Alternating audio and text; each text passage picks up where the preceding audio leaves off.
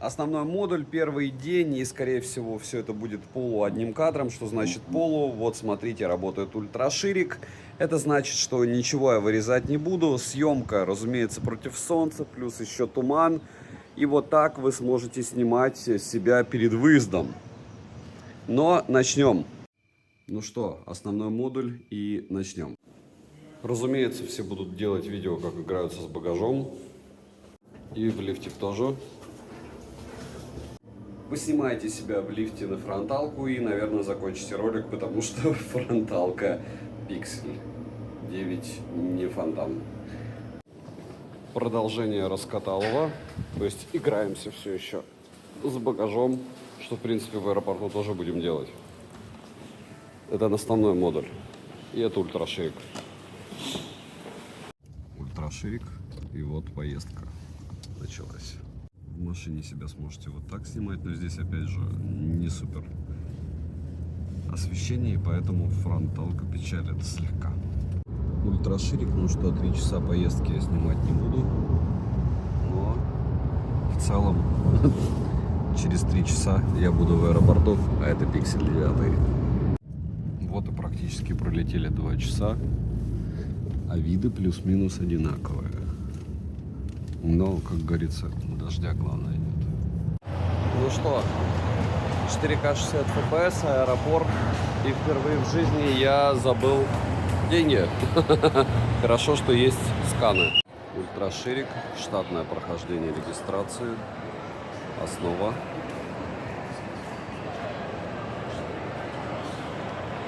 Так, классически оформил себе 2 вычета на айфоны.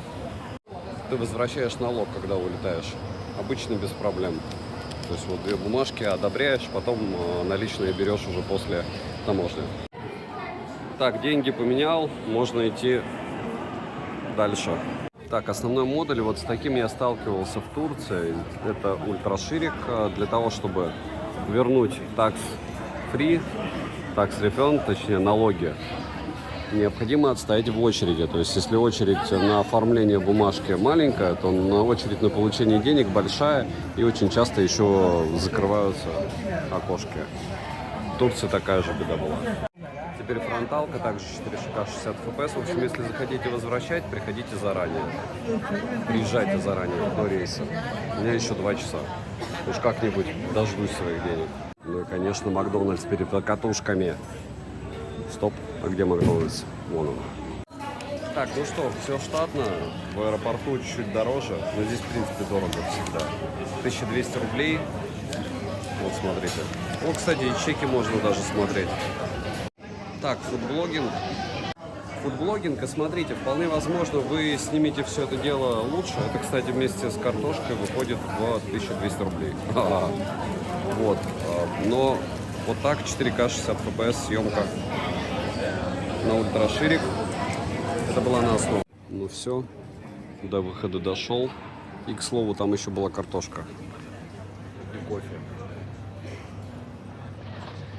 Ультраширик. Так, вот и самолет. Основа. Не нравится ему свет. Ультраширик. И вот пример самолета. Как говорится, не спеши оплачивать себе платные билеты с платными местами. Они могут тебе и так достаться просто так.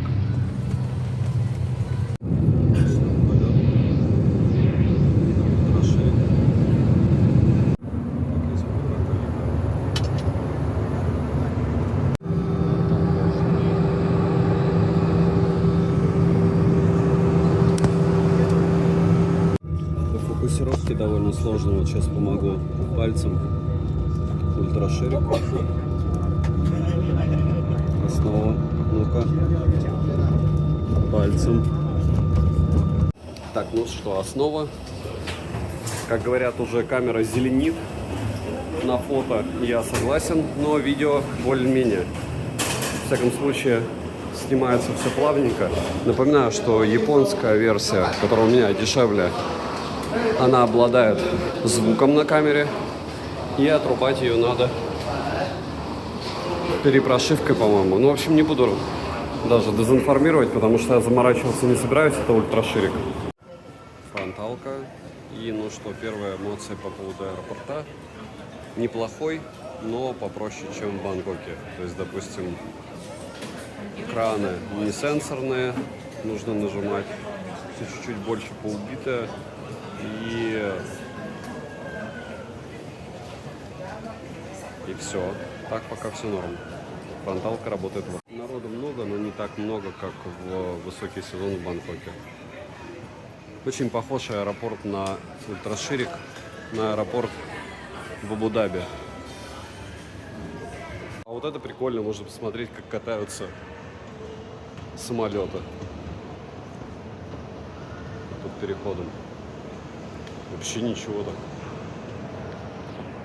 Ультраширик. Чем дешевле полет, тем дальше парковка твоего самолета. Основа. Так, беру свои слова обратно, он огромный. Просто огромный аэропорт. Не знаю насчет, ну, как бы лакшери нет здесь, как в Бангкоке. Но аэропорт огромный и продуманный. Но огромный. Миллиард раз. Вы смотрите, какая толпа там. Так, основной модуль я, как всегда, накосячил с визой, но все бывает, так сказать. И вот сейчас я бегу, чтобы успеть получить багаж. Успел. Багажик на месте. Ей. Ну вот здесь как на родной рынок попал сразу. Вообще открытые вот эти пространства с товарами, они в основном в торговых центрах, а здесь везде. Вообще для аэропорта максимально адекватные цены. Так, эта вся радость вышла в 14 их долларов. И я так понимаю, что по курсу это рублей 400. То есть это 130 бат, ну 400 рублей, чуть меньше. Вот так, в аэропорту хочу отметить. То есть это аэропорт. Так, кратко, это Pixel 9, разумеется, и примерно для того, чтобы подождать машину, нужно минут 10 грабом такси. Выходит в центр города, 70 тубриков, примерно 1500 рублей. Ну, как бы, учитывая, что я 4000 рублей заплатил в Бангкоке за такси, за самое дешевое, кажется, вроде даже очень ничего. Ну, какие-то вещи, опять же, дороже. Допустим, вот это на 5% дороже, чем в Таиланде. Сода Банда, здесь она выходит 45 бат, в Таиланде она 35. А вот кофе, X2 включаю, латте, что вам покажу, выходит 11 этих рингов. И это как бы супер дешево. Ультраширик есть. 11 рингов это 220 рублей, либо 100 бат даже. Вот. Так, вариантов уехать миллиард, но я выбрал такси, тем более оно в центр города, получается всего 1500 рублей. Понятно, что для этого надо там установить приложение Grab, но особой сложности это не имеет никакой. Машина адекватная, кондиционер есть. Вот, и все. Ультраширик, первые виды. Дороги абсолютно обычные. Не скажу, что как в Абу-Даби. Ну, нам интересно в первую очередь, как отрабатывает пиксель. Природу видите? И здесь почти каждый день будет вот такая вот история с облаками, потому что период дождей. Здесь так интересно, реклама Realme GT6. Здесь дальше реклама Z Fold от Samsung.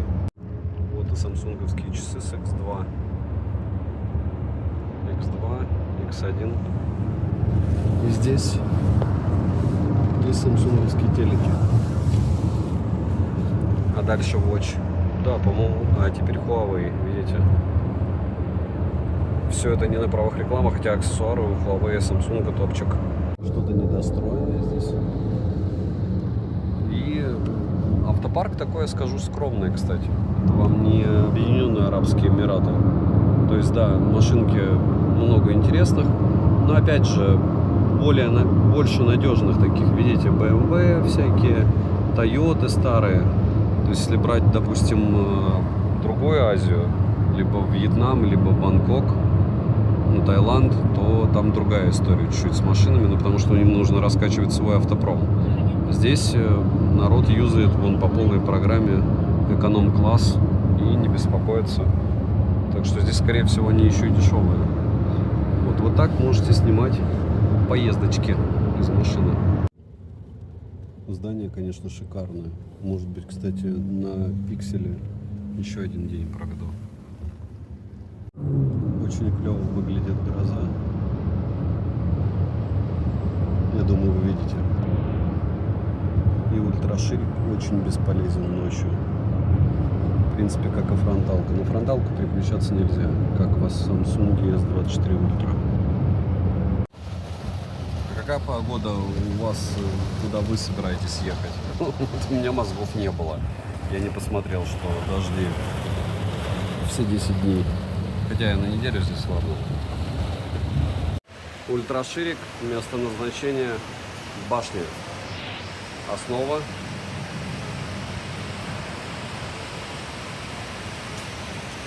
Короче, неделя 21 тысяча рублей получается где-то. И прям по фэншую все. Даже лобби есть, рестик есть. Магия, да? Airbnb. Открываешь ящик просто с кодом. Получаешь ключ. Все таким пользуются. Здесь, конечно, видон не романтичный, но мне здесь и не жить. А вот лифт уже выглядит прилично. Как в Токио. Лифт. И обратите внимание, смотрите, здесь есть 13А, но нет 14, и 23А, но нет 24. Вот так. Выглядит очень круто, кстати. Это ультрашириком, если снимать. Прям круто выглядит. Я, если честно, уже устал от этого горизонтального, вертикального, потому что Пиксель очень долго думает. То ли с гироскопом он тупит, то ли я не знаю, в чем дело. Но, в общем, думает он долго. Вот так вот будет выглядеть квартира за 3000 в сутки. Кстати, да, реально можно и побегать. Интересно. И вот второй этаж у нее. Ну и самое главное для нас, это как Пиксель отрабатывает. И вид, скорее всего, виден будет завтра. А сегодня только ультраширик с балконом, туалет, ванна, шкафы, дверь убитая по покраске, но мне эту квартиру не покупать. Можете покупать, но не скоро, ну и вряд ли. И вот так вид из окна. Слышите? Молитва. То есть вот там мечеть, и их X7 очень много, что в принципе логично. Это страна мусульманская, ультраширик. Сейчас пойду искать X1 магазины. И, наверное, сегодня все-таки выпилю один ролик, потому что интересно. Я думаю, вам тоже будет, что получилось в итоге. Но получилось не суперски, мне так кажется. Пока собирался идти под дождем, дождь кончился. Матрица. Это чтобы не забывали о том, что, как всегда, супер небоскребы, в которых ты останавливаешься, и рядом жилье, ну, скажем так, не совсем дорогое. Вот. И оно еще и, получается, продается где-то. Так что при необходимости всегда можно найти, как говорится, что-то супер дешевое.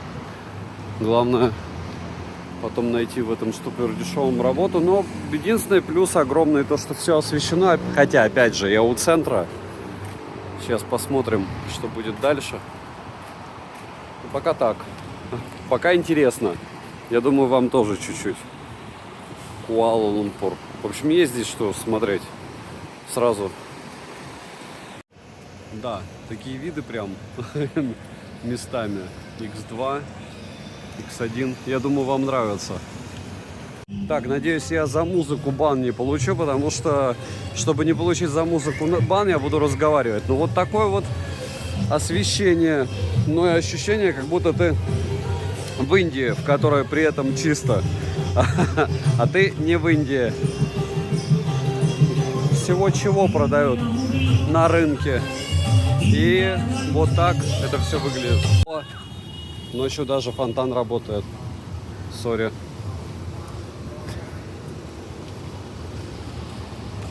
Вообще есть легкое ощущение того, как будто я из Бангкока и не уезжал, потому что, ну, единственное, запахов плохих нет. И вместо азиатов индусы. Хотя там тоже индусов хватает, но здесь их особенно много. В Абу-Даби. Ну, стандартно. Еда на фронталку. И 24, да, фронталку. 4К 60 FPS, ближайший ко мне ТЦ. Уже закрывается до 10 стандартно. Но все по фэншую. И Уникло, и кафушки. Ну что, все закрывается уже. Все, добежал. Еще 10 минут внутри. Можно будет поснимать. Банкоматы, еда. Притом, заметьте, здесь и фудкорты, и обычные продуктовые. С сигаретами получается рядом. Опа. Вот такие магазины. На другие еще с марта поснимаю. Ну и этот тоже интересно, согласитесь. Walmart, разумеется, Levi's. Все кишмишем. Все вперемешку. Яблоко, кстати, вот с 8 утра я его мучаю. 20% и 15 Pro Max осталось. Но, опять же, я сейчас в компе сидел час. То есть не выползая, в принципе, ты его за день посадишь. Смартфон, если у тебя ноута нет или рабочего компа, и ты постоянно не выползаешь из него. До 4 часов дня можно будет, ну не до 4, до 4 даже, наверное, угасить его. Но это будет непросто. Тортики.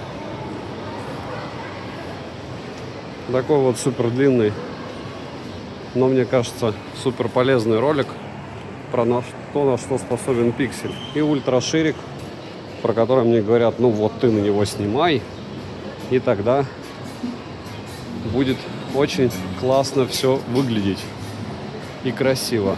Не всегда я согласен. Не всегда. О! Здесь супер вкусное и дорогое мороженое, натуральное. X7 Haya Hagen Dazs. Ожидаем, кстати, двухэтажного. Может даже больше даже. Ну что здесь есть интересного? Honor. В материале о пикселе, да? Realme. Я уже говорил, что реклама из аэропорта, когда едешь, уже подснимал ее. 13 Pro. Опа.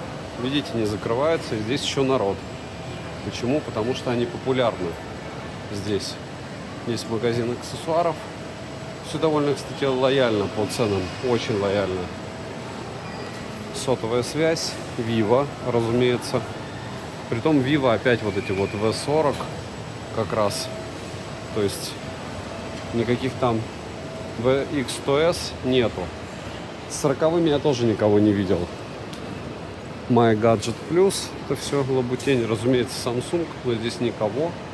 И еще одна приятная локация. Это Huawei. И здесь тоже никого нет. Мейтпады не новые. 5. О, пятерка есть. GT5. Фиты. Нова.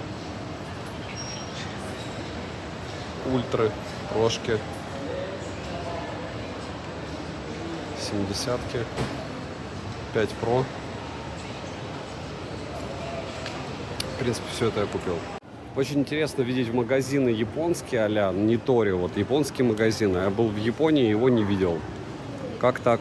То есть, если Uniqlo, понятно, он в Японии есть. А вот это вот дело, ну, опять же, может, я пропустил. Xiaomi в самом конце. Ну и в Huawei никого. И такие же плюшки по предзаказу этого планшета волшебного и часов. Почему? Потому что как-то надо продавать. Вы же видите? Нет там никого. Нету. Продавать надо. Phone number? One second, I will show you. Even it's your own country, no problem. 911. 911. В общем, это мало. Это ты берешь и выбираешь, накладывая сюда всякую еду, и они тебе ее варят. Ну и резюмировать я бы хотел на фронталку. Смотрите, вот так снимает Pixel 9. Вот у меня есть 8А, я его не хочу продавать. А этот я хочу продавать, потому что я не считаю, что он снимает на свои деньги. Возможно, обзор одним кадром, вот такой еще один день. Это был один день прилета просто в Манилу и по минимуму, считайте, без дневной съемки. Но мне хватило, как говорится. Возможно, вам не хватило. Если не хватило, пишите, сделаю еще один ролик, потому что у меня еще 6 дней, а на эти 6 дней мне как раз 5 телефонов. То есть гипотетически я могу и снять еще на него. Подписывайтесь на канал с колоколом, пишите в комментариях, на что бы еще хотели обзоры. И надеюсь, вот подобный контент вам зайдет. Почему? Потому что такой же был еще и в Токио. Добра и удачи вам, дорогие друзья!